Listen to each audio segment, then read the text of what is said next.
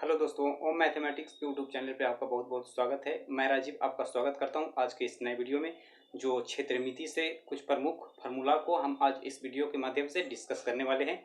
तो चलिए मैं वीडियो को शुरू करता हूं।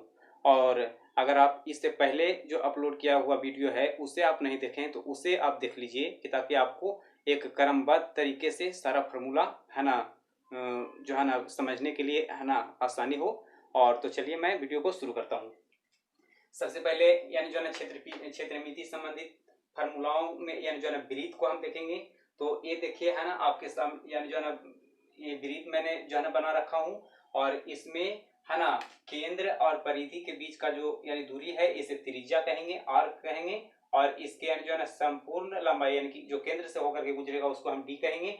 और इसके यानी जो है ना क्षेत्रफल को हम निकालने का जो है ना फार्मूला देखेंगे, और परिधि को ज्ञात करने का फार्मूला देखेंगे, है ना। तो चलिए, है ना, क्षेत्रफल यानी वृत्त का क्षेत्रफल बराबर होता है पाई आर स्क्वायर, जहां आर का मान आपको दिया हुआ रहेगा और पाई का मान होता है 22/7, है ना, या फिर आप कह सकते हैं 3.14, है ना। 22/7 या फिर 3.14 आपको ये जो है ना प्रश्न में है ना दर्शाया हुआ रहेगा कि पाई का मान क्या लेना है। चलिए उसके बाद, और अगर दर्शाया हुआ नहीं हो तो आप 22/7 हमेशा लेकर के बनाएं। अधिकतर जो है ना क्वेश्चन में आपको 22/7 लेकर के ही आंसर दिया हुआ रहेगा।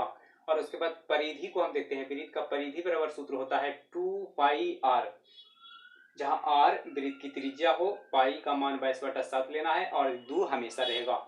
उसके बाद त्रिज्या को देख लेते हैं। वृत्त का त्रिज्या बराबर होता है व्यास, अगर दिया हुआ हो तो त्रिज्या ज्ञात करने के लिए कहा जाए तो व्यास को अगर 2 से भाग दे देंगे तो हमें त्रिज्या प्राप्त हो जाएगी, क्योंकि व्यास है ना त्रिज्या का दुगना होता है। तो त्रिज्या बराबर व्यास बटा 2 होगा।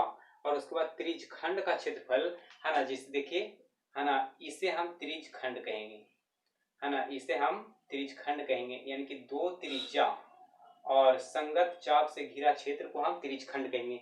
और इसका क्षेत्रफल ज्ञात करने का फॉर्मूला होता है पाई आर स्क्वायर थीटा बटा 360, जहां आपको थीटा का मान आपको दिया हुआ रहेगा, है ना। 30 डिग्री हो, 45 डिग्री हो, 60 डिग्री हो, कुछ भी आपको दिया हुआ रहेगा। उसके बाद आगे देखते हैं वृत्तखंड का क्षेत्रफल। तो वृत्तखंड का क्षेत्रफल ज्ञात करने के लिए वृत्तखंड देखिए, है ना, ये होगा। और अगर आपको जो है ना ये सब चीजें, है ना, थोड़ा डिटेल में पढ़ना, विस्तार से पढ़ना है तो, है ना, जो मैं इससे पहले ज्यामिति संबंधित जितने भी यानी जो है ना प्रमेय और ऊपर में था उसे मैं वीडियो के माध्यम से यानी जो है ना वीडियो अपलोड किए हूँ, उसे जो है ना वीडियो के अंतर्गत डिस्कस करते हुए, तो उसे भी आप देखें, आपको ज्यादा समझ में आएगा। और अभी हम फिलहाल इसके जो है ना वृत्त खंड का क्षेत्रफल को हम देखेंगे।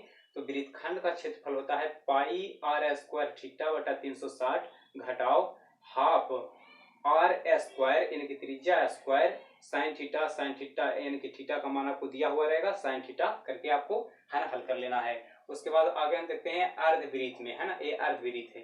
तो अर्धवृत्त का क्षेत्रफल बराबर होता है पाई आर स्क्वायर बटा 2, यानी कि संपूर्ण क्षेत्रफल को अगर 2 से भाग देंगे तो हमें अर्धवृत्त का क्षेत्रफल ज्ञात हो जाएगा। उसके बाद परिमाप देखते हैं दोस्तों। तो परिमाप होता है ना, अर्धवृत्त का परिमाप बराबर फॉर्मूला होता है r इंटू पाई प्लस 2, जहां r वृत्त की त्रिज्या आपको दिया हुआ रहेगा, या फिर परिमाप दिया हुआ हो और आपको त्रिज्या पूछा जा रहा हो तो इसे आप जो है ना इस पे सेट करके और ज्ञात कर सकते हैं।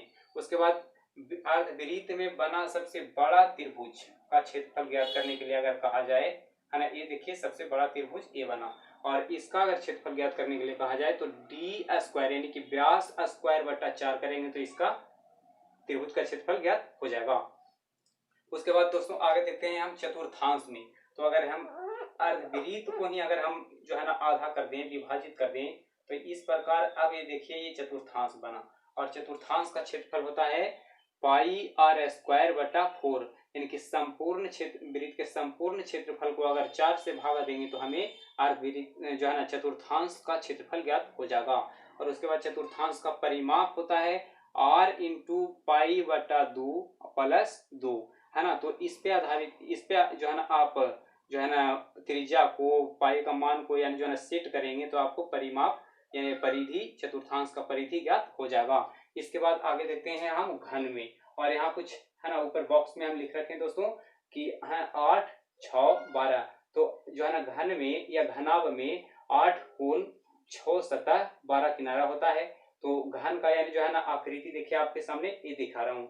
तो इसमें यानी जो है ना 6 सतह 8 कोण और 12 किनारा, यानी कि 4 सतह खड़ा रहेगा, एक सतह ऊपर एक सतह नीचे रहेगा, तो ये आपको 6 सतह हुआ।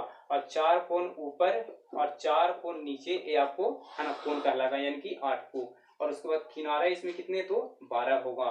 तो यही आपको जो है ना कहानी घनाभ में भी। तो घन का आयतन होता है भुजा क्यू, यानी जो है ना इसको एक भुजा को है ना 3 बार गुना करेंगे तो आपको घन का आयतन प्राप्त हो जाएगा। और संपूर्ण पृष्ठ का क्षेत्रफल होता है, एक घन का संपूर्ण पृष्ठ का क्षेत्रफल 6 गुने भुजा स्क्वायर, यानी कि जो है ना इसके एक, जैसे वर्ग का क्षेत्रफल बराबर क्या पढ़े, भुजा स्क्वायर।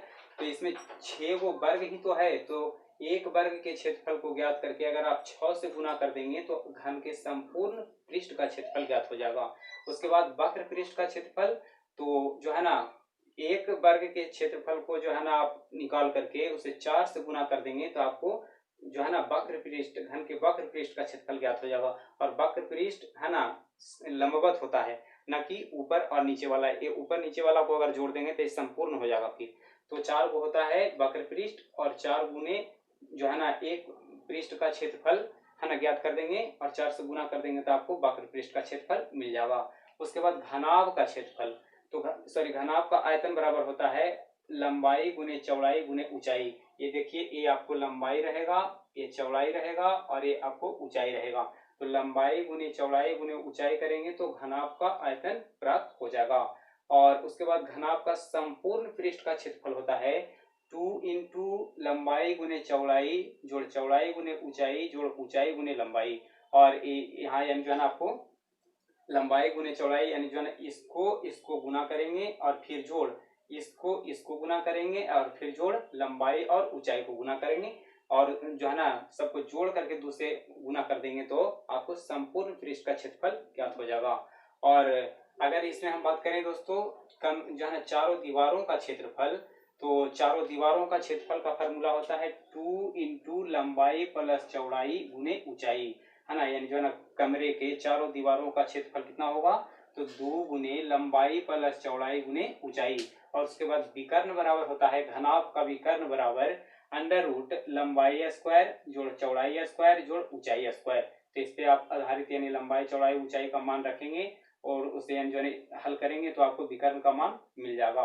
उसके बाद बेलन में हम देखते हैं, जो कि बेलन आपको देखिए है ना इस तरह की आकृति का रहेगा। तो बेलन का आयतन होता है पाई आर स्क्वायर एच, यानी कि वृत्त के त्रिज्या को अगर हम इसके ऊंचाई से गुना कर दें तो हमें बेलन का आयतन प्राप्त हो जाता है। और बेलन का वक्र पृष्ठ का क्षेत्रफल होता है 2 पाई आर एच। तो वक्र पृष्ठ यानी जो है जहां दू हर हमेशा रहेगा, पाई का मान आपको 22/7 लेना है, और त्रिज्या दिया हुआ रहेगा आपको, और ऊंचाई भी इसका दिया हुआ रहेगा। या फिर आपको यानी जो है वक्र पृष्ठ का क्षेत्रफल ही दे करके और त्रिज्या दे करके ऊंचाई पूछे तो भी आप इस पे जो है ना सेट करके आप हल करेंगे तो आपको है ना ऊंचाई का मान मिल जाएगा। उसके बाद संपूर्ण पृष्ठ का क्षेत्रफल देखते हैं, बेलन के संपूर्ण पृष्ठ का क्षेत्रफल। तो यहाँ जो है ना वक्र पृष्ठ का क्षेत्रफल प्लस वृत्त का क्षेत्रफल करेंगे तो आपको है ना मिलेगा कितना, 2 pi R into H plus R, यानी कि संपूर्ण पृष्ठ का क्षेत्रफल होगा 2 pi R into H plus R. और उसके बाद गोला में हम देखते हैं दोस्तों, तो ये देखिए आपको है ना गोले का आकृति जो है ना दिखा रहे हैं, और गोले का आयतन होता है 4/3 पाई आर क्यूब।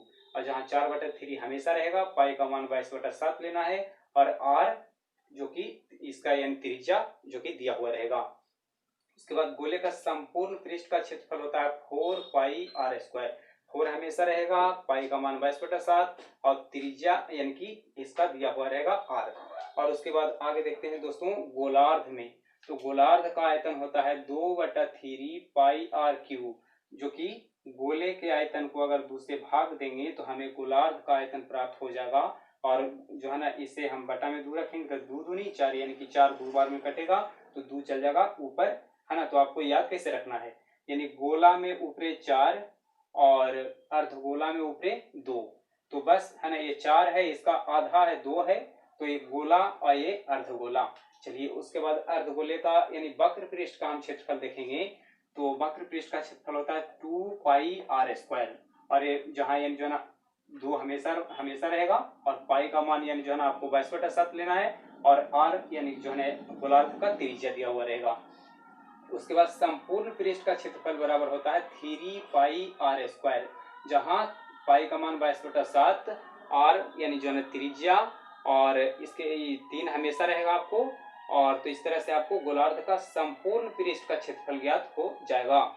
उसके बाद समचतुष्फलक का क्षेत्रफल बराबर होता है, किसी भी समचतुष्फलक का क्षेत्रफल बराबर होता है √2/12 गुने भुजा क्यू, है ना, √2/12 गुने भुजा क्यू। और उसके बाद आगे देख लेते हैं छीनक का जो है ना आयतन बराबर। तो छीनक जैसे कि तेल वगैरह मापने वाले बर्तन को बोला जाता है छीनक, और उसके आयतन बराबर होता है 1/3πh, है ना, 1/3πh गुने r² प्लस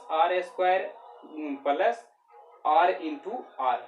और उसके बाद आगे देखते हैं शंकु। शंकु का आयतन होता है 1/3πr²h, यानी कि देखिए यहाँ अगर आप बेलन के, है ना, बेलन के आयतन को अगर 3 से भागा दे देते हैं, वृत्त के आयतन को ऊंचाई से गुना करने पर बेलन का आयतन, और बेलन के आयतन को अगर 3 से भाग देते हैं तो शंकु का आयतन मिल जाएगा।